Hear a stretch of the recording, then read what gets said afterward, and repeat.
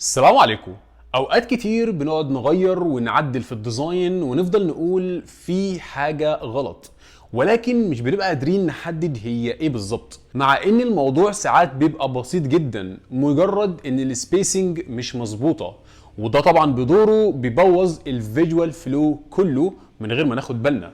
فتعال اقول لك يعني ايه سبيسنج وازاي نقدر نهندلها في الديزاين بتاعنا. ببساطه يا صديقي، السبيسنج هي المسافات اللي بتفصل بين الاليمنتس، واللي بتوضح لنا كل اليمنت هو تابع لمين ومرتبط بايه. يعني لو المسافه بين الاليمنتس قليله نوعا ما انت بتحس ان الديزاين مخنوق، ولو العكس المسافه دي كانت كبيره انت بتحس حرفيا ان كل اليمنت هو في كوكب لوحده. وخلينا اديك مثال.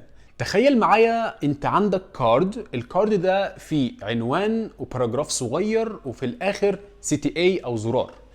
تعال نتخيل لو التلاتة دول لازقين في بعض، هنا صدقني اليوزر مش هيفهم ايه الهيراركي ده، لانه اصلا هنا مفيش هيراركي حاصل، وطبعا بالتبعية مش هيفهم ايه المهم وايه اللي يعتبر تفاصيل. ولو كنت العكس موزع مسافات زيادة عن اللازم، هتحس ان هنا العناصر بدأت تتفكك من بعض وبداوا ان مفيش اي علاقه تجمعهم ببعض. وهنا بقى يا صديقي يظهر دور السبيسنج، لان هو اللي بيعمل بالانس ويخلي عيون المستخدم تمشي براحه اكتر ومن غير لخبطه، وده اللي بيدي مساحه لعقله ان هو يقرا ويركز وياخد قرار، وده اللي بدوره بيقلل الدروب اوف وبيزود الكونفرجنس، يعني فلوس اكتر وقرارات احسن واستثمار في يو اي انضف. يعني باختصار يا صديقي، السبيسنج صدقني هي مش مجرد مساحات فاضيه وخلاص، ده اللي بيعمل بالانس في الديزاين بتاعك وبيخلي عيون المستخدم تمشي في منتهى الاريحيه لحد ما هو يحقق الجول